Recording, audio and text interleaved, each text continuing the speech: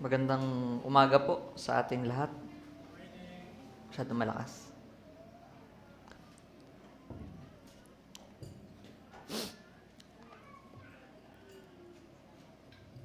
And we praise and thank the Lord. It is once again, Lord's Day na naman sa biyaya ng Panginoon. At tinipon niya ulit tayo bilang isang iglesia. Tama sabi ni Paulo na we went through a lot of things this week at malamang tayo ay pare-parehong nag-battle, no? Sa flesh. No? Pare-parehong nag-persevere sa biyaya ng Panginoon. And we are here to worship our God, to worship our Lord. Naway bigyan tayo ng biyaya ng Panginoon na mag-endure sa maiksing preaching sa umagang ito. The title of our message for this morning is The Witness, Message, and Mission, o ang mensahe at misyon ng isang saksi. Basahin ko po sa Tagalog yung ating pong teksto sa umagang ito sa ang Biblia Tagalog 2001. Sabi ng Tagalog, kinabukasan naroon muli si Juan kasama ang dalawa sa kanyang mga alagad. Na makita niya si Jesus na nagdaraan ay kanyang sinabi, "Tignan ninyo, siya ang kordero ng Diyos." Narinig ng dalawang alagad ang sinabi niya, kaya't sumunod sila kay Jesus. Tumingin si Jesus, at nang makita niyang sumusunod sa kanya mga ito, sila'y tinanong niya, "Ano ang kailangan ninyo?" Sumagot sila, "Saan po kayo nakatira, Rabay?" Ang kahulugan ng salitang ito'y guro. "Halika kayo at tingnan ninyo," sabi ni Jesus. Sumama sila kay Jesus at nakita nila ang kanyang tinitirhan at tumuloy sila roon nung araw na yon. Nooy mag-aalas 4 na ng hapon. Ang isa sa dalawang alagad na nakarinig kay Juan at sumunod kay Jesus ay si Andres na kapatid ni Simon Pedro. Unang hinanap ni Andres ang kanyang kapatid na si Simon. Sinabi niya rito, "Nakita na namin ang Mesiyas." Ang kahulugan ng salitang ito ay Kristo. At sinama ni Andres si Simon kay Jesus. Tinignan ni Jesus si Simon at sinabi sa kanya, "Ikaw ay si Simon na anak ni Juan. Ikaw ay tatawaging Cephas, na ang katumbas ay Pedro." Ito po ang salita ng Diyos. Marami pong mga kilalang brands na matagal na nagsimula. No? Mga restaurants or maaring mga ginagamit natin na mga brands noon. But meron sa ilan sa mga ito, it came to a point na hindi na natin masyado nakikita. Na minsan ang tanong natin, nag-ooperate pa kaya itong mga brands na ito? Kaya minsan magugulat tayo na, ay meron pa palang bukas na branch sa ganitong lugar o meron pa palang nagbebenta ng ganitong same na product na iniisip natin na baka wala na. And some, ang iniisip nila, para makasabay sila doon sa kung ano na yung mga mas kilala ngayon at mas kumikita, they have to rebrand. Di ba? Binabago nila yung logo. Minomodernize nila. Marami pong mga ganyan ngayon na although nakikilala mo pa, pero malaki na yung pinagbago ng mga brand na minsan, ito pa rin ba yun? And sometimes you think, yun pa rin kaya yung lasa. No? And my point is, no, there are these brands, because they want to be relevant, they try to improve some aspects. Surely they talk about it, no? Itong mga kumpanyang ito, and then they plan on how to improve, how to be relevant, how to change things, yung kanilang brand, yung kanilang logo, minsan kulay, pati yung setup para makasabay. No? Ito po hindi po paid ads, katulad ng Jollibee, no? Makikita natin yung progression ng itsura ng bubuyog dati sa bubuyog ngayon. Pati yung itsura ng mga kainan dati na yung mga upuan, yung mga ginagamit nilang plato, nagkakaroon din ng pagbabago. And because their philosophy is that we have to be relevant. And even this kind of thinking is most, in our time sa evangelical, ay ina-apply po itong pag-iisip na to. That we have to rebrand in such a way that we have to do something about the message. We have to change the message. We have to make it look acceptable, easy to be accepted or palatable, nang sa gayon ay maging relevant sa atin. And even in the aspect of discipleship, ay minsan ay na-apply din po itong pag-iisip na to. Hindi na uso yung discipleship ng Bible. We have to do something. And actually, in our story this morning, ay napakasimple lang po ng ating matututunan na pag-aaralan. Makikita natin that even in this short section of John chapter 1, we see the biblical model of what discipleship looks like. Kung ano ba yung itsura nun. And the question is, does it really need rebranding? Does it really need new look? Did it work? O kailangan ba ng pagbabago para mag-work? No? And in most evangelical churches, it happens that they have to alter some things so that they will be relevant. Tignan po natin kung ano naman yung ating matututunan sa ating teksto. What did they do? What was the biblical model when it comes to discipleship? No? Kaya yun po yung ating pamagat or title sa umagang ito, The Witness, Message, and Mission. Did it change? In the past, how many years meron bang nagbago at dapat baguhin? And we should learn from them. We should learn from the Word of God.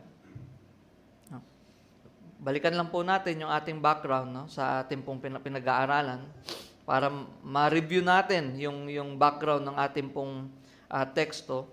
Ang Gospel of John,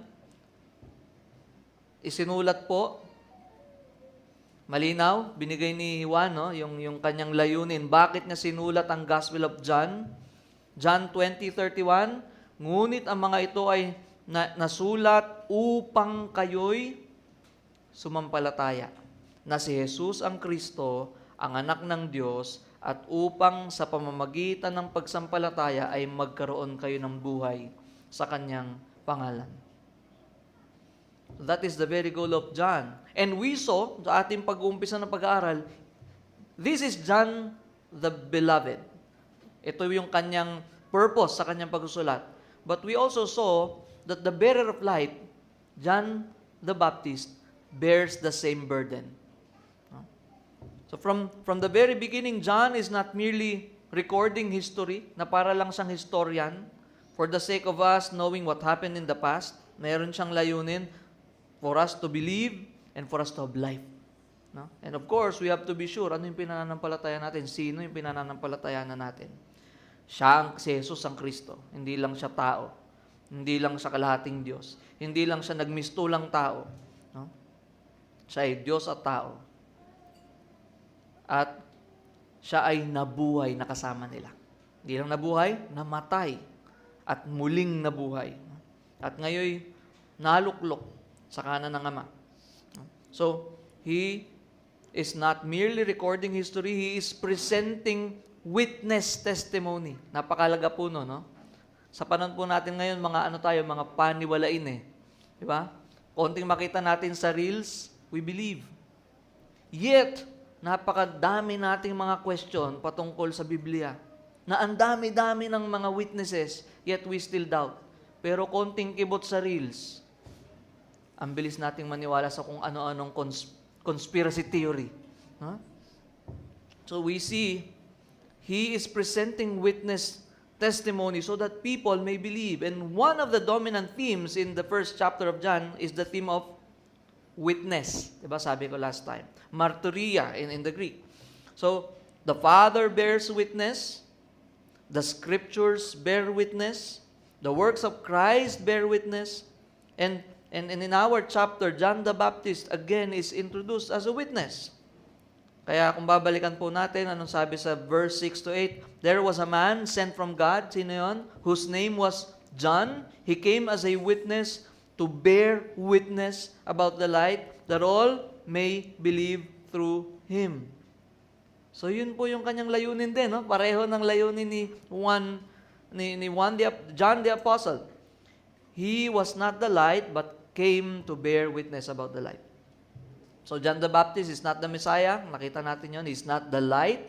He is not the Savior. He is a witness. Siya po'y saksi lamang na tumitestigo. And historically, the people of Israel had been waiting for the Messiah for hundreds of years. So, ilang taon? 400 years of prophetic silence had passed. The intertestamental period, the 400 silent years. And the Romans were ruling during their time, and many were longing for political deliverance. Many expected a conquering king. Then suddenly, itong propetang parang si Elijah, itong propeta na sumisigaw sa ilang, itong propeta na after 400 years ay biglang may nangangaral, now, he talks about not a king. Agad-agad, although we know that that's the same person that he talks about is king. No? But, paano niyang pinakilala, no? John appears in the wilderness preaching repentance, and his message was shocking to these people. You are not righteous. Paano natin nakita yon? Bakit ganun yung mensahe? They were baptizing Gentiles para maging Judaizers. Tapos biglang makikita nila, bakit pati mga kalahin natin binabautismohan mo? Are you saying kailangan din namin ng paglilinis? Yes. You are not righteous. And being children of Abraham does not save you. No? Na yun ang kanilang pinangahawakan. That you must repent. That the wrath of God is coming. And that the Messiah is here. And that Messiah ay hindi agad-agad yung ina-expect nyo. He is the Lamb. You're expecting for a king who will deliver you from the Roman rule. I'm talking about the Lamb of God. Kordero ng Diyos. And in John 1:29, no, the day before our passage, so parang, kumbaga kahapon, parang gano'n ang ano ito, no? Anong mensahe ni John? Behold, the Lamb of God who takes away the sin of the world. And that very statement crushed their expectation. John pointed to a lamb. They expected, again, a political deliverer. John pointed to a sacrificial substitute. They expected freedom from Rome. John declared freedom from sin. And when we arrive at our text, 35 to 42, we are now on what scholars call the third day. Pangatlong araw na po ng pangangaral, ng public testimony ni John the Baptist. Ano po yung unang araw? Balikan lang natin. What was his message? He redirected them. No? Wag ako, hindi ako. Hindi ako ang Kristo, hindi ako si Elijah, hindi ako ang propeta. Yung nasa kalagitnaan nyo, yung dapat nyong kilalanin na sa totoo lang, hindi nyo kilala. And after that, he preached about the Lamb of God. Behold Him, look to Him, no? Look at Him. And on the third day, same message, but the call is, now, follow Him. That's why these people followed Him. Nagkaroon ng mga unang disipulo. So, the passage will show us what true witness looks like. We've been talking about that. What true discipleship looks like. How the gospel moves from one person to another. And how Christ Himself takes initiative in transforming sinners. At yun po yung ating makikita. And we can only appreciate and understand this truth spiritually. That it will hit home into our hearts as if the Spirit will be the one to work. So tayo po'y manalangin. Panginoon naming Diyos, we ask for wisdom. We ask for your grace upon us. We acknowledge that if it is only our intellect that will work this morning, lilipas lang po ito. It might be added to our knowledge, but it will not bring about repentance. So Lord, we pray that you will help us, that as we go through the text, as we go through the passage, we will be all the more amazed by the glory of Christ. We will be all the more humbled. See our sin and see our desperate need for Him. Teach us, O Lord, and do not allow us to leave this place unchanged.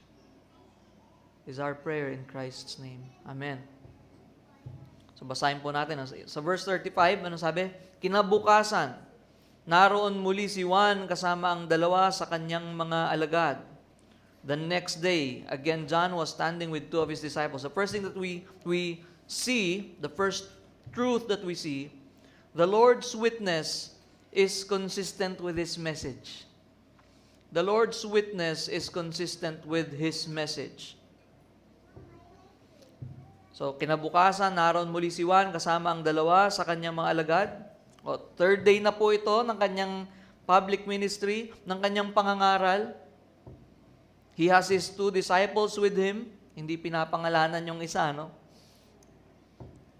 Hindi pa na-unlock yung karakter.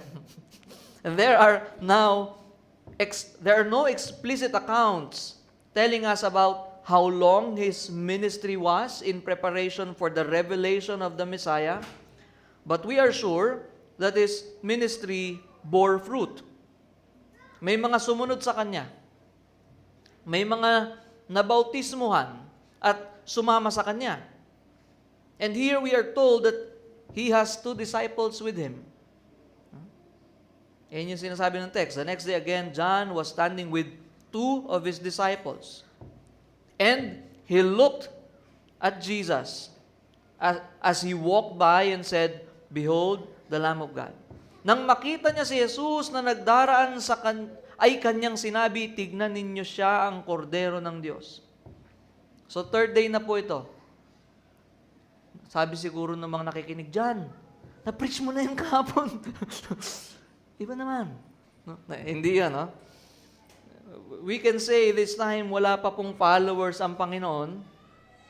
He was not yet recognized by anyone as Messiah. That's why this records the Lord's first disciples. Yung po yung makikita natin sa ating mga Bibles, no? Yung mga subheading. The first disciples. And third day ng preaching ni John, day 1, anong sabi natin kanina? His message was, He is here. He stands among you. Not literally, na nandun sa kalagitnaan nila, but He came. He has arrived. He's living with us already. Kalahi pa nga natin siya. And so, He has come. Parang yun ang mensahe ni John noong una. Wag ako, hindi ako, boses lang ako. Ang tingnan nyo yung mensahe. I am not the message, I am just the voice. And my goal, my task is to prepare the way of the Lord, of Yahweh. And that Yahweh now is revealed si Jesus. Kaya si Jesus ay Diyos. And He's here, that's the message. Day 2, ano makikita natin? Behold Him, the Lamb of God who is the Son of God. Can you imagine? The Lamb of God. Pero natapos yung section last week. That Lamb of God is the Son of God. Look at Him. No? Look to Him. Behold Him. At hindi po yung literal na tignan lang, but to really believe Him. Trust Him. You've been looking for the Messiah, right? You've been waiting for Him. You're seeking Him. Look at Him. Now, day 3, same message. Behold the Lamb of God. He repeats the same truth, the same saving message. And we have learned about how rich the phrase Lamb of God is. Last time, di ba, halos yun yung nag-occupy ng ating time. We just talked about, behold the Lamb of God, but it is so rich talking about the Lamb of God who takes away the sins of the world, the sin of the world.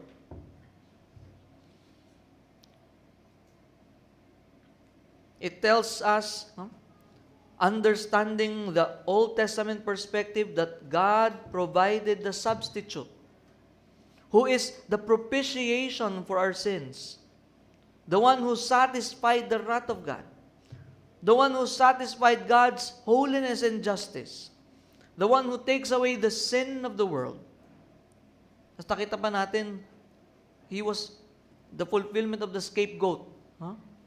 Sa Leviticus. The one who was forsaken because of us and for us. He is the ultimate, the final, the perfect sacrifice for our sin. The one who offered up Himself once for all, according to the author of Hebrews. In short, John's message is the gospel. John's message is the gospel. He just repeats the same message. Diba ano yung kanyang baptism? Baptism of repentance. He calls people to repent, and He calls people to trust, to look to the Lamb of God, to the Messiah. He proclaims the Lamb who was about to bear their sins and take it away through His death. And what is that? What is its implication? We can say that people did not respond to His first two preachings, hindi lahat. No?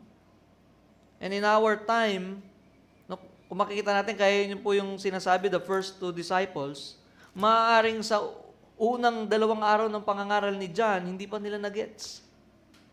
Para dumating ang Panginoon at meron palang 2 sumunod sa 3 araw. In our time, ministers get easily frustrated when people don't respond immediately and positively. Can you imagine John the Baptist, parang kailangan kong baguhin yung mensahe ko, 3 araw na to. Ano kaya magandang mensahe ngayon? Yung madali nilang magustuhan. Then, people tend to think about tailoring the message to make it relevant or, again, palatable. People would end up changing the whole message without realizing it. And you would hear people talking about evangelism, talking about the gospel. This is the gospel. And they would tell you, this is the gospel. God loves you. And He has a wonderful plan for your life. And the same people would come up with gimmicks. Maraming mga methods. With man-made and man-centered agendas. Diba? Methods, techniques, manipulation of emotions, and they even try to bury them with a debt of gratitude. Sa Tagalog, lunurin mo sa utang na loob. Nang sa gayon, kapag meron kang sinabi at pinangaral sa kanila, hindi yan hihindi. Bigyan mo ng bigyan. Nang sa gayon, kung ano ituro mo, oo yan. So that it will be hard for them to say no to our agendas. But we must be aware that that is not the gospel. That isn't the gospel. The gospel always requires telling the truth about sin. And sometimes, even those who are so-called evangelicals would agree with the idea that, you can share the gospel without mentioning sin. Without pointing to people that they have sinned. You don't have to. Dapat love. Dapat pag-ibig. At lahat ngayon, samot-saring mga komento, lahat ngayon komentador at mga scholars patungkol sa kung sino ang Diyos. You don't have to talk about sin. They already know it. Do they? Because the good news tells us, napakahalaga, the gospel requires us to tell the truth about sin. Because the good news tells us about how holy and righteous God is. And that how the holy and righteous God mercifully forgives sin while still being just.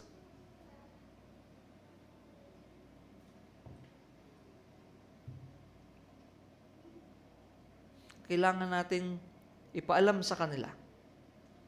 And if we will go back to ourselves, the only reason why we saw our desperate need for the gospel, because we realize how sinful we are before the Holy God. That's why the good news became so good news before our eyes. Because we understood that we are in that bad news.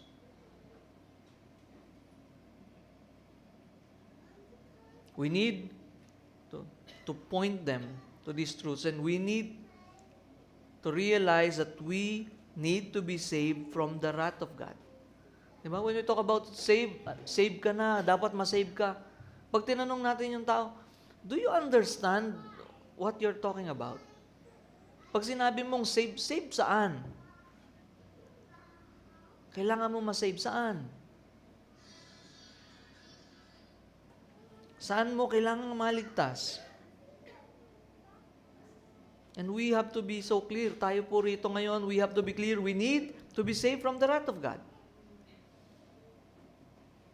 In our time, a preacher that preaches about God's wrath is just categorized as one of different kinds of preaching, which is called the fire and brimstone preaching. Sasabihin nila sa'yo, alam mo, naintindihan ko yan, yung paraan mo, yung sasabihin mo yung puot ng Diyos, yung kasalanan, ganyan. Ang tawag dyan sa technique na yan, fire and brimstone preaching yan. Isa lang yan sa mga preaching. As if you need to choose. As if talking about sin and the wrath of God against sin is just one of the options. And sometimes it is called outdated. Hindi na daw panahon ngayon ng fire and brimstone preachings. At malamang kung nabuhay si Juan Bautista sa panahon natin, sasabihin din natin sa kanya yun. Ang unloving mo naman. As if talking about God's wrath is just an option. And if that's the case, then we don't need John's message.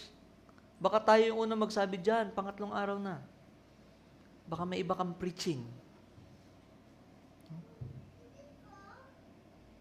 We don't need the lamb. Diba? Because when we talk about the lamb, we realize kaya kailangan ng lamb, kailangan ng korderong iaalay dahil may kailangang kasalanang bayaran.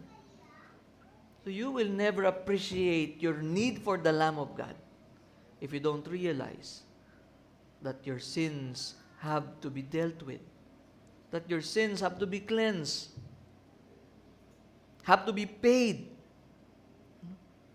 We will never realize we need propitiation. Walang isa-satisfy na puot ng Diyos. Walang hustisyang isa-satisfy. But let me tell you, John's message is the same. Anong sabi ni John sa Matthew 3:7? John the Baptist, but when John the Baptist, saw many of the Pharisees and Sadducees coming to his baptism, he said to them, "You brood of vipers, who warned you to flee from the wrath of God?" That's John the Baptist. Now, let's go tell him, that's so unloving. That's not how you talk about the gospel. But that is the truth. Unless we see that God is holy, He is righteous, these things about God, which, itong mga bagay na to ay alam po to ng Israel. Alam po to ng mga Hudyo because they know their Old Testament. They know their Scripture. They know how God dealt with sin in the Old Testament. But to us, hindi po. Hindi po natin alam to. Problematic po ang view natin sa Diyos. Malabo ang ating pagkakaunawa at pagkakilala sa Diyos. Kaya nga po, pag tinanong tayo, may kanya-kanya tayong opinion. Sa akin, ganito si God. Sa akin, loving siya. Sa akin, merciful siya. Kaya meron pang linya, para saan pa na mapagpatawad ng Diyos kung magpaparusa pala siya? That's how He is quoted in our time. And that tells us how problematic our view is about God.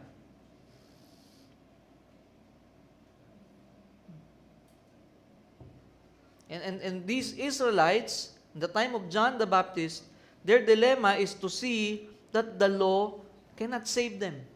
Because they already know the attributes of God. They know that God is holy, that God is righteous. Takot pa nga sila nung panahon ni Moises. Ikaw na lang yung kumausap sa Diyos. Nakakatakot. And they need to realize that the law cannot save them, that they are unrighteous, that being descendants of Abraham does not automatically save them, that more than freedom from the Romans, what they need is to be freed from the wrath of God that is to come. To be freed from their sin. At yun din po ang totoo sa atin ngayon. No? When we talk about being saved, hindi po saved sa aksidente ang tinutukoy rito. Hindi po saved sa kahirapan. Hindi po saved sa karamdaman. Hindi po saved sa discomfort. But primarily to be saved from the wrath of God. That for us to understand that the Father who sent His Son as the Lamb, He sent His Son so that He can save us from His wrath. Because the Father will pour out His wrath upon the sinners. So we see that God Himself saving us from Himself, through Himself, for Himself. But we will not appreciate that God sent His precious, only begotten Son if we don't realize that what we are being saved from, what we have to be saved from, is from the wrath of the righteous and holy God.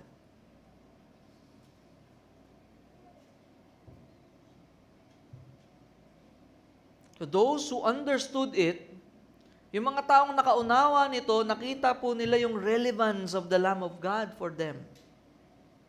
That the gospel is about substitutionary atonement. Ibig sabihin, the Lamb of God took our place. Jesus Christ took our place. We are supposed to be the one to suffer, to die, to be punished, to be forsaken. Yet the Lamb of God took that place for us. He died in our place. And the Father was pleased to crush Him because His justice, His wrath was satisfied. And John the Baptist did not alter his message. He did not alter it because he thought it's not working. He preached the same message, for it is the message of the one who sent him. How dare we change the message of the one who called us? It is the same with us. We have the same gospel to believe and to proclaim. If we remember Paul the Apostle in Galatians chapter 1, 6-9, kahit anghel pa ang mangaral sa inyo ng ibang mabuting balita, maliban sa ipinangaral ko, sumpain siya. Let him be accursed. And 2 beses niyang inulit yon as an emphasis. Why? Because to twist or alter the gospel, its effect is eternal. May mga bagay tayo na nagagawang mali sa buhay natin, but the consequence can just last for 2 weeks, 2 years, 10 years, 2 days. But to alter this message is to be damned for eternity. And John the Baptist, on the 3rd day of his ministry, preached the same message. It is the message of the one who sent him. And so we see the consistency of this witness of God, the bearer of light. Diba? How we started, nung pag-aaral natin, yun ay nakita natin sa kanya. He was always redirecting the attention, hindi pa tungkol sa akin ito. Ini-interrogate niyo ako kasi nagbabautismo ko ng tubig. Huwag yung tubig ang pag-usapan natin. Yung nagbabautismo ng banal na Espiritu, pag-usapan natin. Ini-interrogate niyo ako kaninong otoridad. Hindi niya pinansin. Tinuro niya pa rin sila kay Kristo.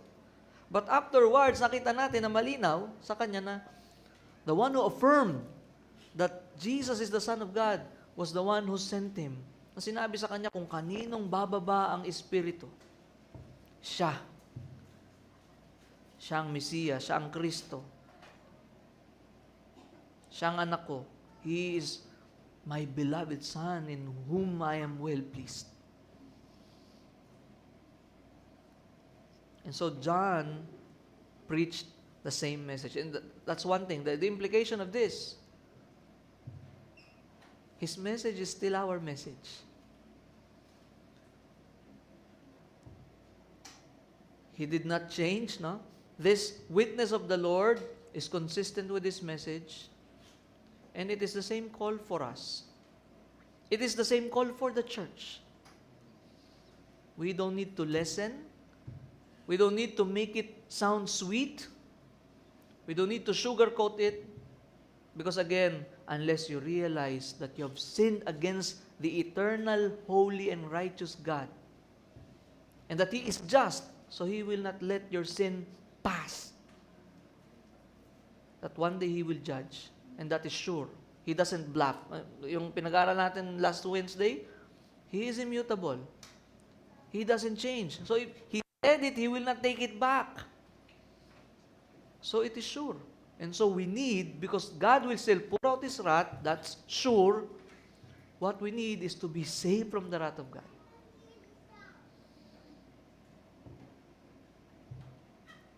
And it is only through the Lamb who satisfied the wrath of God. It is only through Jesus Christ. John's message. And the second thing that we see, the second truth that we see, verse 37, the two disciples heard him say this, and they followed Jesus. Narinig ng dalawang alagad ang sinabi niya, kaya't sumunod sila kay Jesus.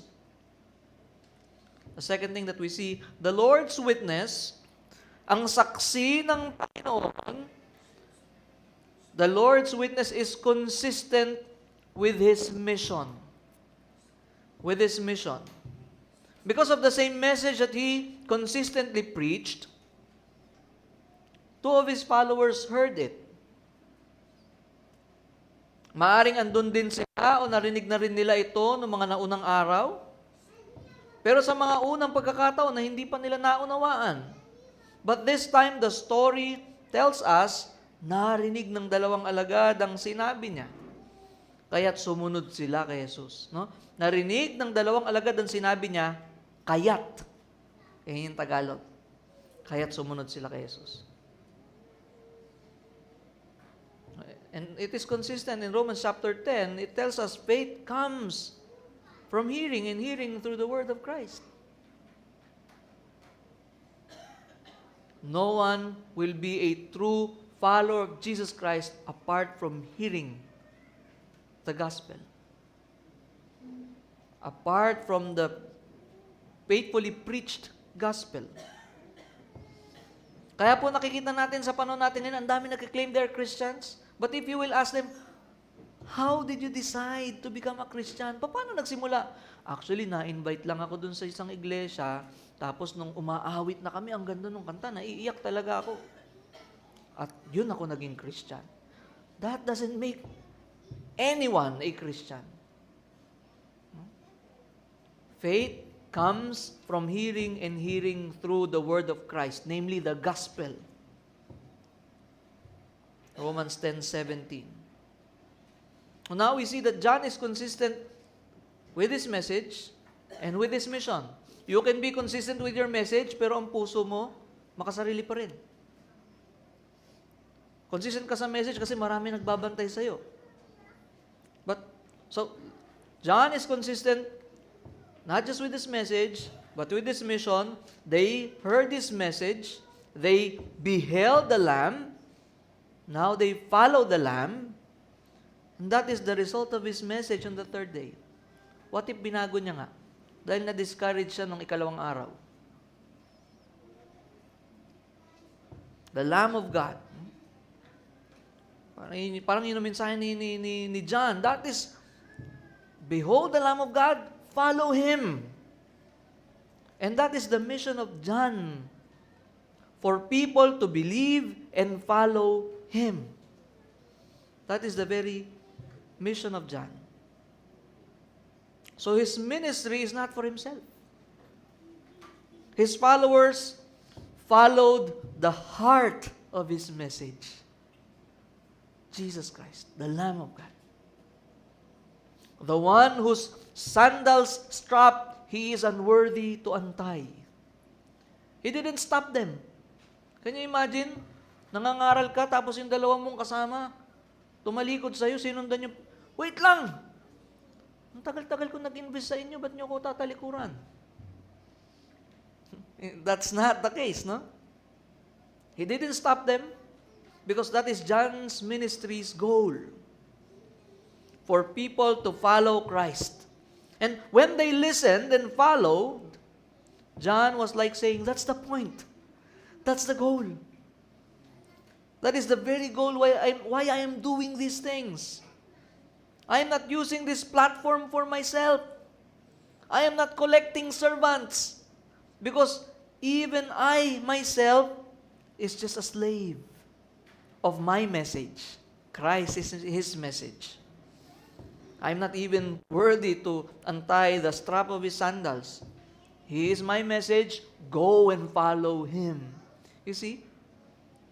But in our time, there are so many ministers, churches, na kung saan their goal is to collect their own fans club.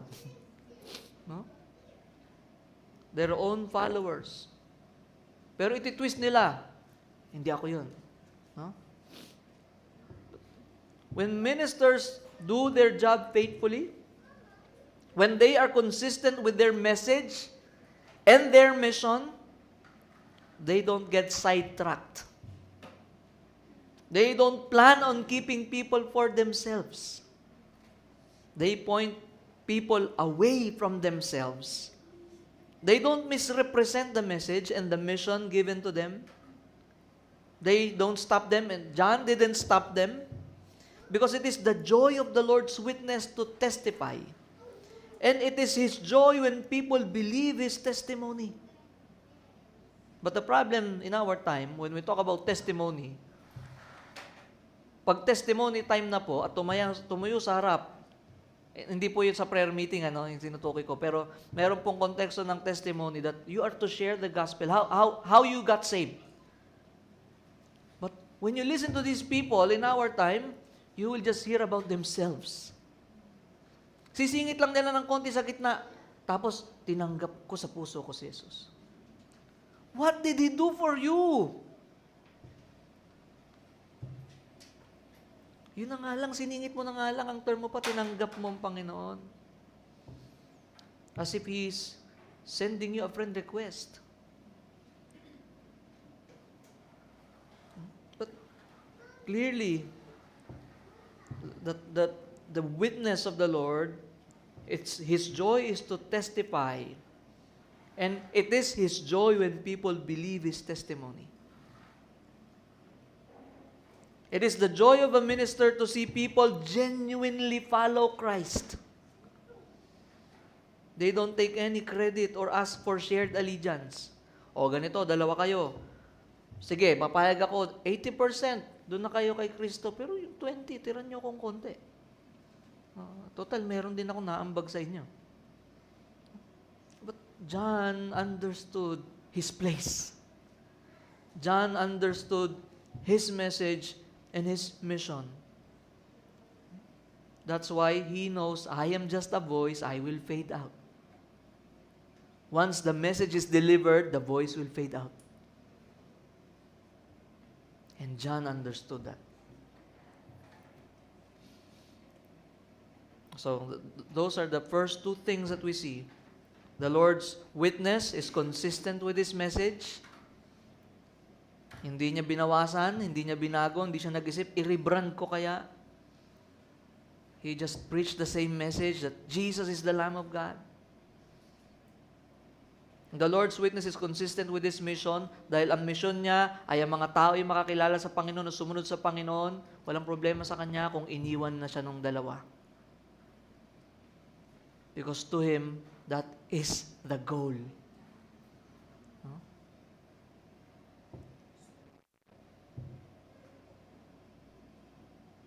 And the third thing that we see, nakikita niyo yung progression ng kwento, ano?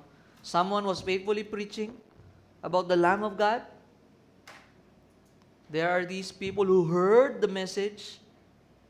There are these people who followed the message. So verse 38, Jesus turned and saw them following and said to them, "What are you seeking?" And they said to him, "Rabbi," which means teacher. Now, it gives us a clue. Marami po sa inaabot ni John sa kanyang pagsusulat ay hindi po mostly Jews. Or else, he doesn't need to explain what it means. Nagets niyo?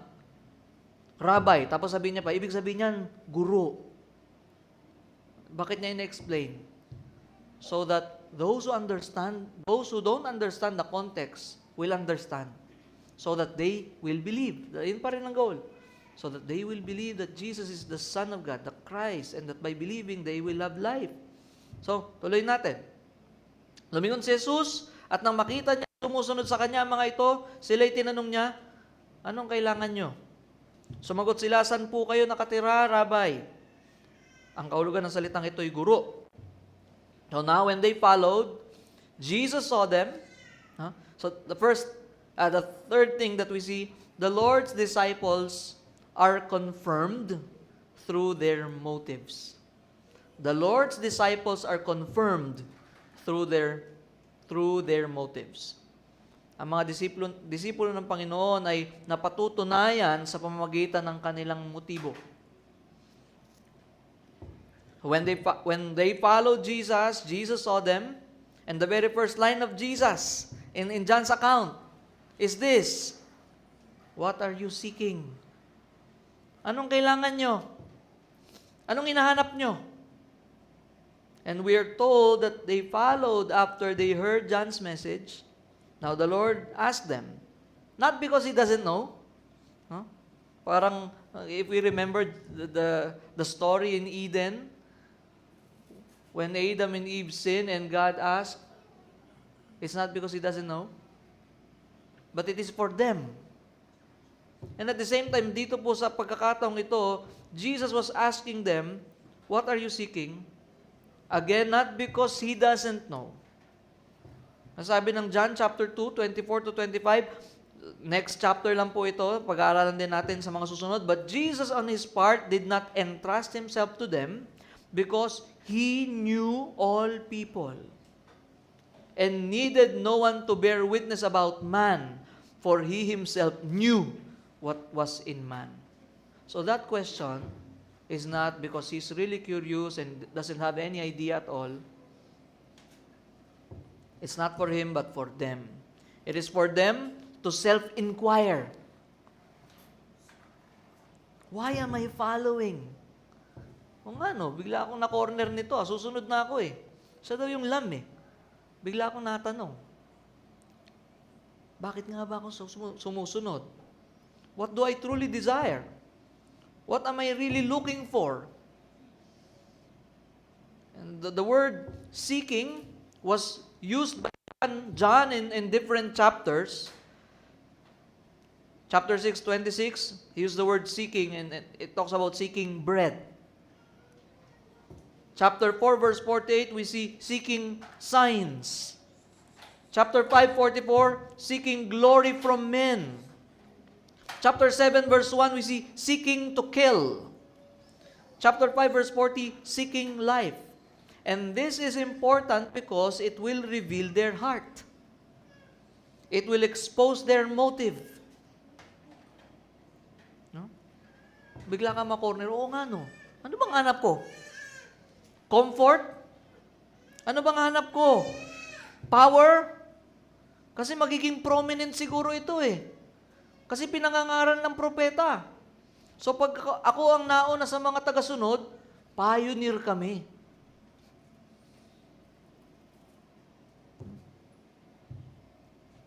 Is it just plain curiosity? Kumbaga pwede natin sabihin mga sympathizers? Or is it political? Because again, we've been waiting to be freed from these Romans.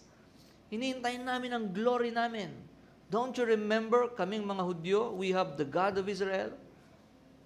Don't you remember what God did during the time of Moses? Pag ginawa ulit ng Diyos yun, and baka siya na ang gumawa nun. What is their motive? What is their reason why they are seeking? Is it food? Is it anything self-serving? Sabi ni John Calvin, Christ does not immediately receive them as disciples but examines their intention. In our time, this is no longer done sa marami pong iglesia. Basta pumirma ka, basta umattend ka o uma-attend ka for 6 consecutive months, o baka for 2 months, or 1 week, walang absent, walang late, okay na yan. And the effect is afterwards, we find out the true motive is not Christ Himself. We find out that the reason are the benefits. We just want camaraderie. Ang saya pala sa grupo nyo. Gusto ko ng friends. Gusto ko ng mga parang kapatid ko kasi wala akong kapatid sa bahay. O kaya, laging may kainan sa inyo. No? O kaya gusto ko ng lagi ako may nakakausap pagka lungkot na ako.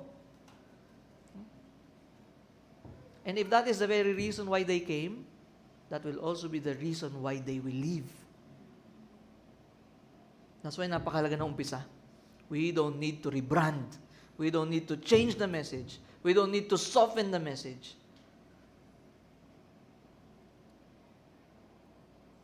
And it is a very fitting question even for us. What are we seeking? Bakit ka naririto? Dahil yung attendance mo ay dagdag sa point sa langit? Sunday, wala namang magagawa sa bahay kaysa umupo-upo. Yun ba? It is a fitting question for us.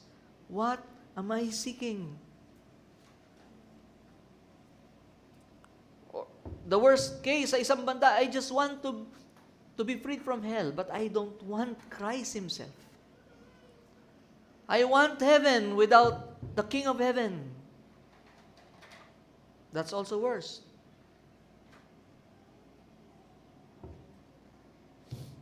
At marami pang iba na pwede natin makita.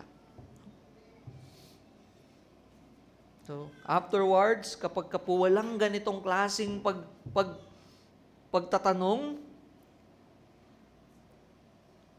we will find out the true motive is not really Christ Himself. And although, unlike Christ, we don't know what's in the hearts of men. Diba? Christ knows what's in the hearts of men. He's asking not because He is curious. Pero sa atin, kaya mas lalong dapat tayong magtanong. Mas lalong dapat tayong mag-examine to know if saving faith is evident. Hindi lang basta, okay na yan. We must ask, do you understand the gospel? Do you know who Jesus is? Do you trust Him? Do you know from what you are saved from? Do you know what it means to believe? Do you know what it means to repent and believe in the Lord Jesus Christ? Do you know what it means when we say Jesus is Lord? He's not just Savior, He is Lord. And do you trust it? You don't just affirm it that it is a fact? And yung pinaka-worst, no? Ang Panginoong Jesucristo mismo, sabi niya, mamaya natin puntahan yan. So, not just that, when they asked, and now their only response was, Rabbi, no? Tinanong siya, no? What are you seeking? Anong inanap nyo? Anong kailangan nyo? Anong motibo nyo? Ano lang yung tugon? Anong sabi ng text? And they said to him, Rabbi, which means teacher, where are you staying? So, this tells us, ano po makikita natin dito? There is immediate transfer of allegiance. They used to be disciples of John. Now, Rabbi means teacher. It means they now recognize his authority. Although their knowledge of him will still develop, there is change already from allegiance to John to allegiance to Jesus as Rabbi. And one thing, they want to learn from him. They want to be taught. Alam mo, you can even be here, pero ayoko ng preaching, ang haba-haba ng preaching. Gusto ko yung kantahan, naiiyak-iyak pa ako dyan. Pero yung preaching, ayoko niyan. No? Dapat masabaan yung kantahan eh. But here we see, they want to be, where are you staying? No? So, not just that, when they ask, where are you staying, the verb in the Greek means to remain, to abide, which is also part of the theme of the Gospel of John. Remember, abide in me, sabi ng Panginoon, chapter 15, verse 4. The Spirit remains on him, sabi ng chapter 133. Remains, di ba yun ang text natin last time? Whoever abides in me bears fruit, sabi ng chapter 15, verse 5. So, yung stay, yung abide, yung remain, although here, it simply means lodging. No? John, pero sa kabilang banda, John likely intends depth. Nagpo-progress yung kanyang gustong ipunto. It implies that their question is like saying, can we be with you? Can we stay with you? Can we abide? At anong sabi ng Panginoon sa kanila? Ay, hindi. Kailangan ko muna ng 1-week trial kung totoo ba yung motibo nyo. He said to them, come and you will see. So they came and saw where he was staying, and they stayed with him that day, for it was about the 10th hour. Halika kayo, tignan nyo, sabi ni Jesus, sumama sila kay Jesus at nakita nila ang kanyang tinitirhan at tumuloy sila roon ng araw na yon. Nooy mag-aalas 4 na ng hapon. So, that's Jesus' response. Come and you will see. Very personal. No? Hindi sinabi, see me at my office. Hindi niya sinabi, talk to my secretary. No? But, come and you will see. Very personal, very relational. And it is the very heart of Jesus. Those who seek are invited to come. Sometimes when we talk about the doctrines of grace, we would go to the other side of extremes. What if I'm not elect? Jesus said, come, and He will in no way cast you out. And Jesus here, He did not interrogate them all the more, but come and see. Follow. Ngayon, ano po nangyari? They were welcome, they were not cast out, and those who truly come will surely taste the goodness of God's salvation. Kaya ang ganda po nung call to worship kanina, no? Taste and see that the Lord is good. It's one thing to hear from people that the Lord is good, but not taste it, but not see it yourself, not experience it yourself. Your salvation is so personal na hindi yung isang kailangang manampalataya para sa'yo. But these people came. They really saw. Huh? At ano po yung resulta? No? One thing, John often uses the word see as spiritual sight. Isa pong paraan ni John ng paggamit. No? But here, this is physical, yet anticipates spiritual revelation. And again, this is still part of John's point about witness. See, martyria. Although hindi yun yung same Greek, but the point is, makita mo, maging saksi ka. witness those who will testify. Those who witness will be those who will testify. And they joined the Lord. They saw where He stayed. And can you imagine that? Kaya makikita natin yung motive, no?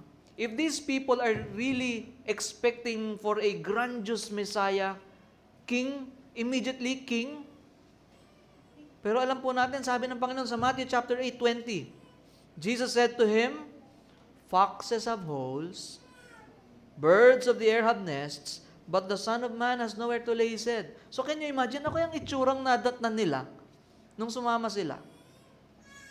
Lord, ang ganda naman pala ng mansion mo eh. Parang gusto kita i-promote, hindi ka na rabbi. King ka na sa akin. But surely, hindi ganun. Hindi yung expectation nila. Nung karamihan sa kanila. Maybe they saw a humble place where He stayed.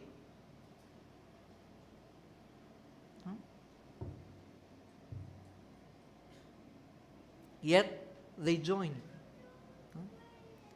They stayed with Him. It was about the 10th hour, sabi, no? Isa pa po yan. Mag-aalas 4 ng hapon. So, in their time, it was late in the day. The day was nearly over. So, they likely remained through the evening. And this is the beginning of their life following Jesus. And in the end of following John. Hindi pa man dun sa vocational aspect, yung iwan na nilang trabaho, but to follow Him, they believe Him. So, now we can see that their motives were confirmed. They stayed. Surely they saw something that is far from the expectations of their fellow men. Yet, they immediately transferred allegiance. Rabbi na ang tawag sa kanya. They followed Him, stayed with Him. They saw where He stayed. Their motives, if their motives are wrong and are self-seeking, fleshly, they will be disappointed immediately. And so we can see that this is a confirmation of a true disciple's motive. Now, what was the effect of hearing the message? Following Jesus, abiding in Him, knowing Him. No? Surely, nung nanatili sila doon, what did they hear? Wala pong explicit, but we can say that Jesus told them about Himself. Jesus explained to them the Old Testament about Him as the prophecy, that's the fulfillment of the prophecy.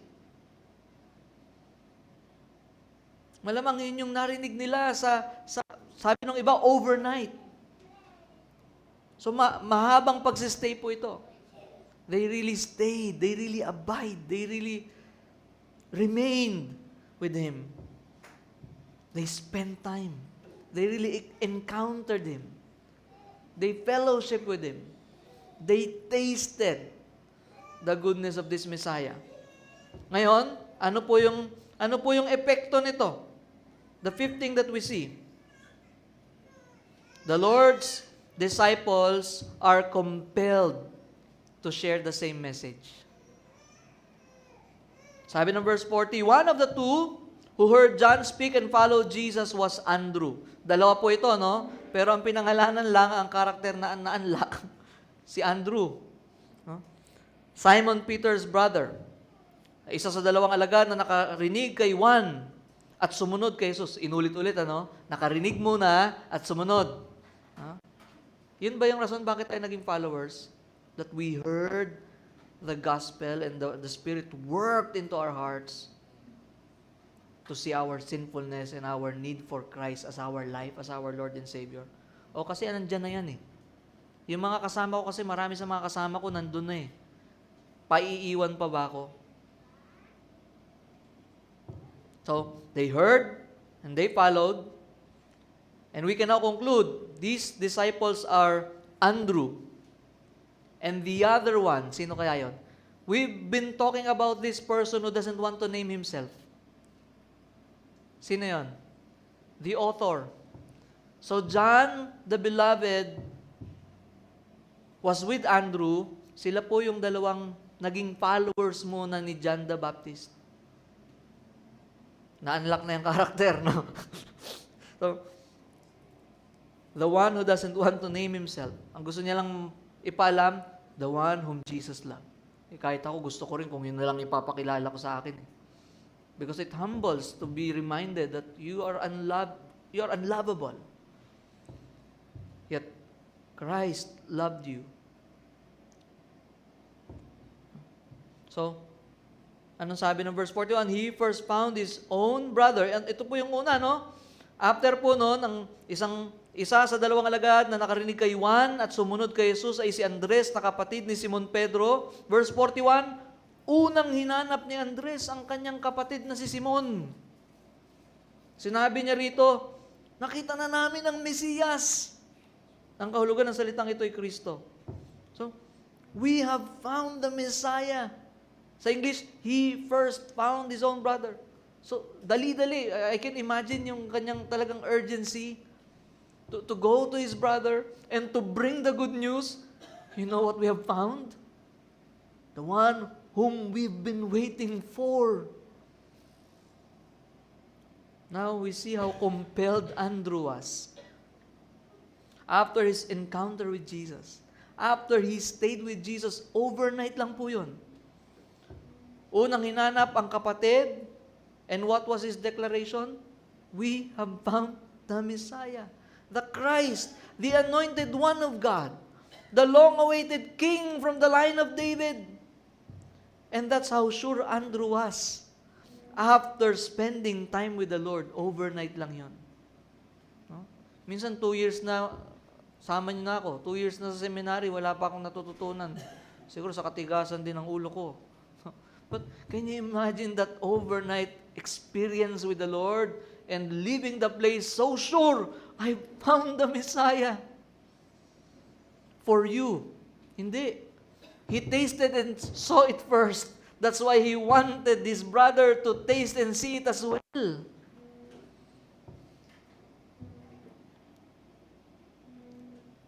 You can be so passionate about the gospel that doesn't affect you. You can be so passionate about sharing it with someone kasi iniisip mo, kailangan nila yan. But unless you taste it for yourself, you will have this heart that is so compelled to share it with others.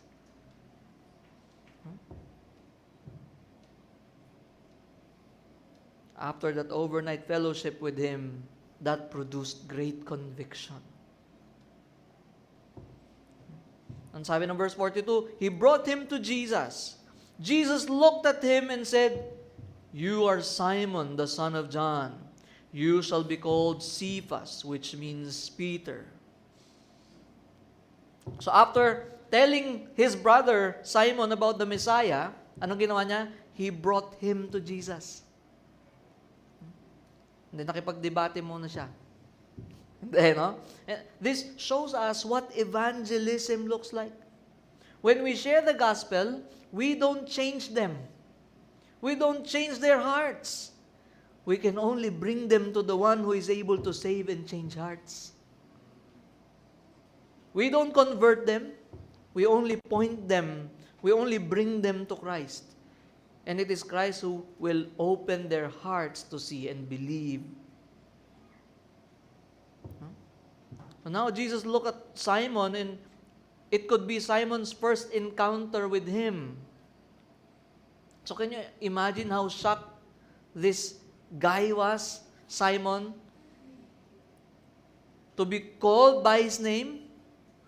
Tapos papalitan ka ng pangalan? Try niyong gawin. Lumabas ka, tawagin mo yung randomly yung isang tao, palitan mo ang pangalan.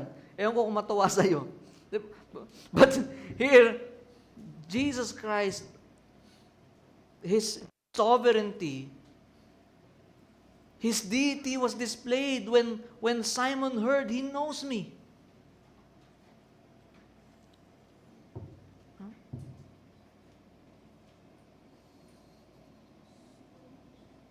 Now, Jesus looked at Simon, and it could be, again, his first time of seeing Jesus. Yet, Jesus shows that He knows men. Although Peter is, kilala po natin si Simon, si Peter, si Pedro po ito. He is naturally unstable. Di ba? He is naturally impulsive. He is rash.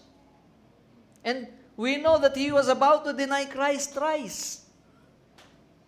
Yet Jesus' initiative was to rename him.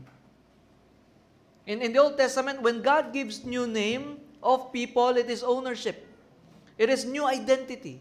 It is for a purpose. We know Abram became Abraham, at marami pang mga pangalan sa lumang tipa na binigay ng Panginoon, kasama yung ownership at yung purpose. And Jesus named Simon as Cephas or Cephas, which means rock. So it means, it's like saying, even though I know you, even though I know that you are unstable, impulsive, rash, and I know that you're gonna deny me 3 times, I know the things that you will do, yet I will transform you. Yet I will use you as I establish my church. And this is true. We know what happened. We've been reading and being so blessed whenever we read 1 Peter, 2 Peter. We know his story. Alam natin kung paano siyang namatay. Di ba? Hanggang sa huli, bida-bida pa rin eh. Gusto ko, nakabaliktad ako. Hindi ng ano niya. No? But it's really because of his unworthiness. Because he really hindi ko karapat dapat na pareho kong ng kaparaanan ng pagkamatay ng aking Panginoon. So, you see that? From that first encounter, I know this guy, but I will call him with a new name, new identity. That's grace. That is Christ's initiative. No? Hindi po tumawag, Lord ako, ano sa tingin mo? It was the Lord who initiated by calling his name and giving him new name, while knowing what he's gonna do in the future. And we know that afterwards, he was greatly used by the grace of God sa kanyang iglesia, sa kanyang kaharian. And this is true to us. It is Christ who has given us new identity. We are new creation in Christ. And it is never our initiative. It is never because we realize that we need Him. It is always His first move. And actually we can say, He started it, and He establishes it, and He completes it. We know Peter was greatly used in God's kingdom. And this is also true to us. Andrew was greatly compelled to share what he encountered to the closest person to him, to his family. Before he was used in public ministry, he first looked for his brother. The desire for his loved ones to know the Messiah that he has found. Can we have true burden for those whom we don't know yet, if we are not even compelled or burdened to share the gospel to those who are closest to us? No? Can you imagine that? Talking about, sobrang concern ko dun sa mama, dun sa kanto. Sobrang concern ko dun sa mga nasa malalayong lupain. Pero kaya kong tignan eye to eye yung mga mahal ko sa buhay without being bothered to share the gospel with them. How true is that? That we are so concerned. We say that we are concerned with people that we don't know, yet we don't care that our loved ones are rushing to hell without hearing the good news because we don't want to share it with them. Kasi nakakahiya baka tawanan ako. This overnight experience brought Andrew that burden, so compelled to run and look for his brother. We have found the Messiah. And hindi lang yun, and I know it's not my way of sharing, I will bring you to Him. Sana po magkaroon ng burden sa atin yun, ano? We can talk about so many things that we know, but does it bring us to great burden that there's still so many people that we know and we love, na hindi pa natin nababagi na ng Ebanghelyo.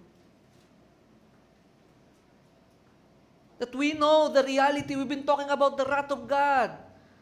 But if it is just a theory for us, we will never be so concerned that they are rushing to hell.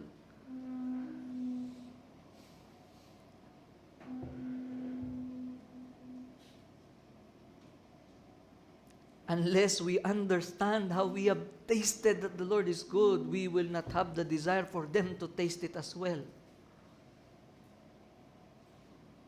Kung tunay na naranasan mo ang kabutihan ng Panginoon sa iyong kaligtasan, you will not be at peace na hindi maibahagi yung parehong Panginoong naranasan mo sa buhay mo sa mga taong wala pa kay Kristo.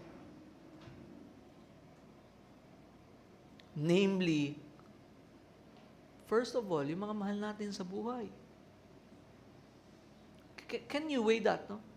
It's like, parang sinasabi ni John, kung hindi mo nga mamahal yung tao nakikita mo, sasabihin mo, mahal mo ang Diyos.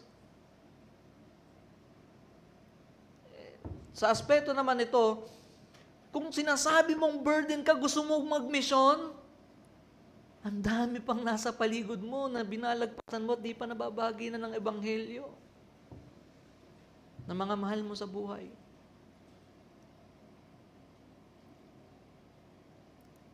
We are not limiting, no? Hindi natin sinasabi na ubusin muna natin lahat. Pero the point is, it is so natural to be so compelled dun sa mga taong mahal mo. For them to know what you have found. For them to hear what you have experienced.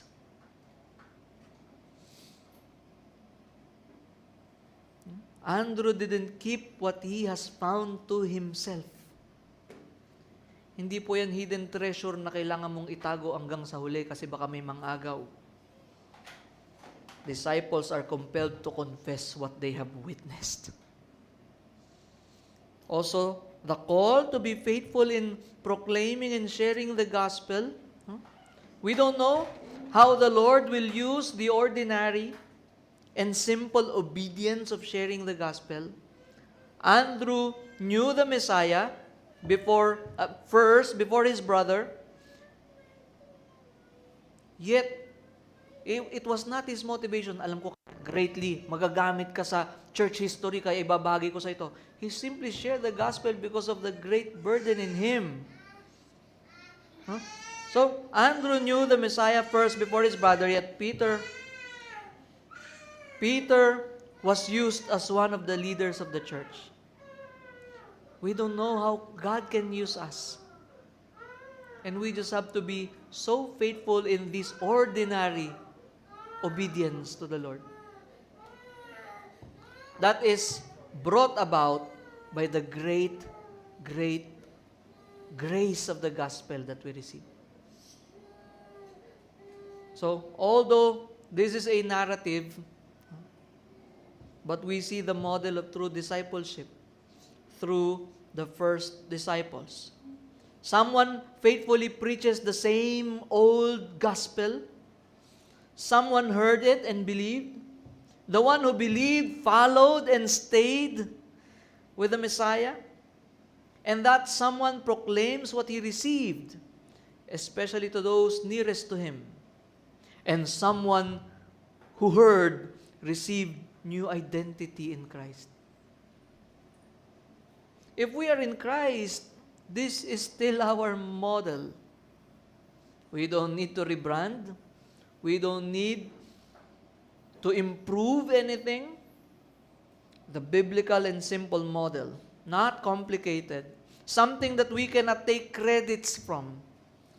For clearly it is from Christ, through Christ, and all about Christ. Now, as those claiming to be believers, a believer is a follower or a disciple. Because even in our time, these things are also compartmentalized.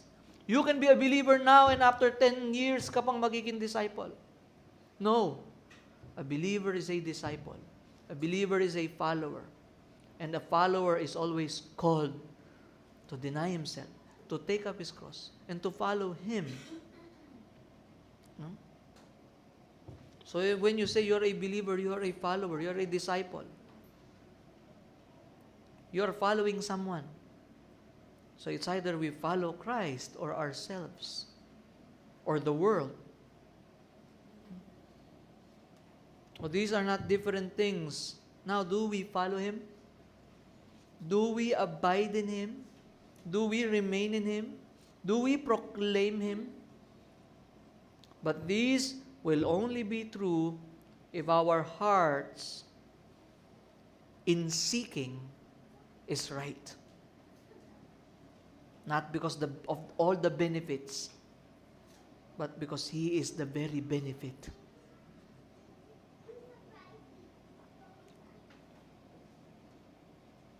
What do you seek? Whom do you seek? Why do you think you need Jesus? This is a compelling question. Para maging stepping stone siya sa success ko sa buhay? Why do you think you need Jesus? You need to be saved from the wrath of God. You need to be saved from sin. You need to be saved from Satan. You need to be saved from yourself.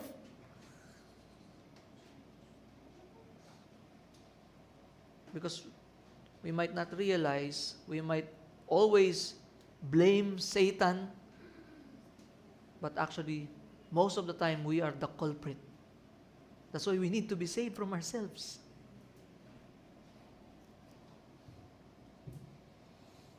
Why do you think you need Jesus and why you must follow Him? Is it because of Him or because of what He might give? Blessing po yung lahat ng mga benefits ng matatanggap natin kay Kristo. But I pray na hindi yun ang numero unong rason.